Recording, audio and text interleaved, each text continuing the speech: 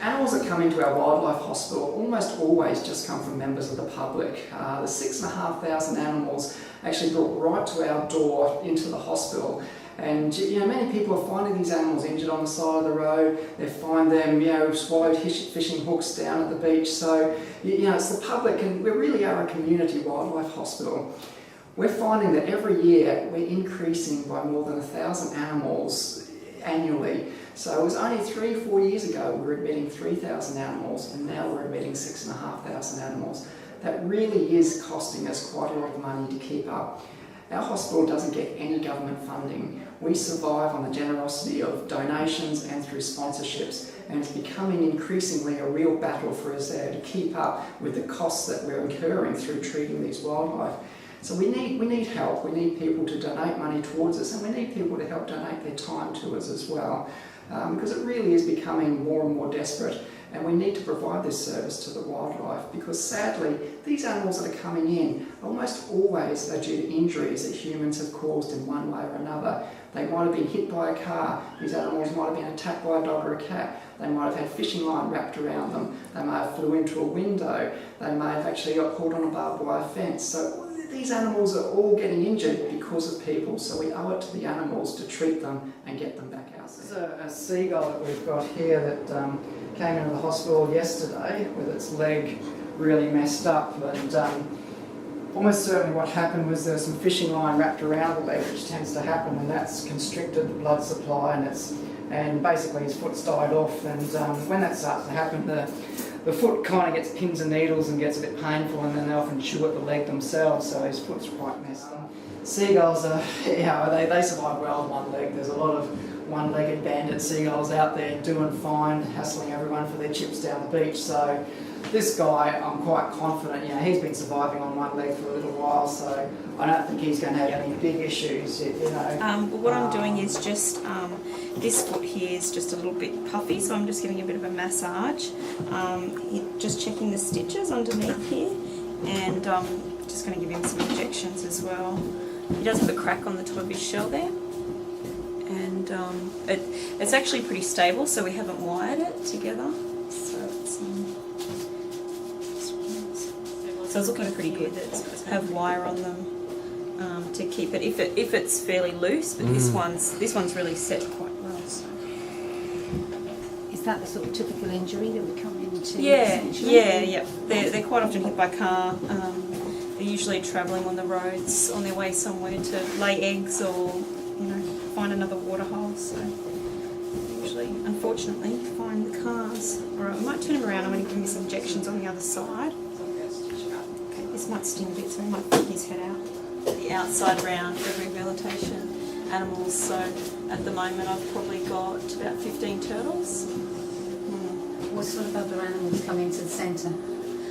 We have koalas and lots of different types of mammals and birds, lots of birds, and we've got reptiles.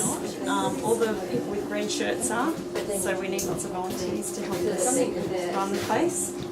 So you can see how many there are compared to the staff. There's 3 staff and the rest is volunteers. It's got just here. It's just got all this skin here, right under here was actually pulled away, and you could see right inside. So one of our female vets here, Camille, has done a handy little sort of button. She's put little screws in there and then pulled the skin over. So it was a really tricky one to try and work out how to put that on, because it was not just skin on skin, it was skin onto the shell, which is bone, so under there. So she's had to sort of button that on and then suture all the way under here. So, and this was another car trauma. So. Yeah, it's a bit too premature to do it today. Yeah, we're a bit short-staffed, and it's you'd be jumping a bit too early, and they're a bit traumatised. Sometimes they've got a bit of blood on their lungs and things. So this is an Australasian bittern that was attacked by a cat, and he's got some nasty injuries on his chest here. So we need to clean up these wounds, and then if we can, stitch the wounds back up. So it's quite a mess, as you can see, and bird skin's very thin. It's tissue paper thin, so sometimes you're just not able to stitch it all back up.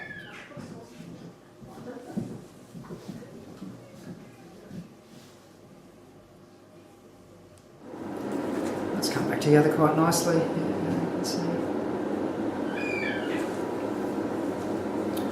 Alrighty, continue off there, flush the bag.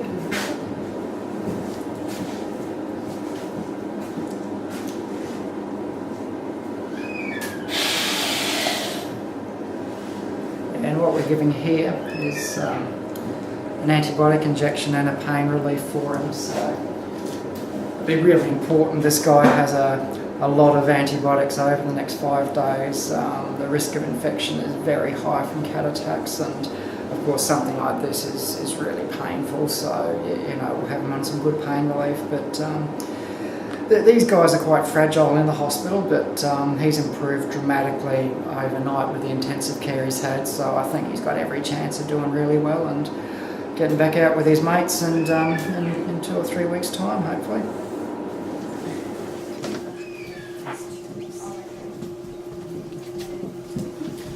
So, look, echidnas are amazing animals. These are one of the only, 3 living mammals on the world, that actually lay eggs as well. So these are egg-laying mammals, and that makes them very, very unique.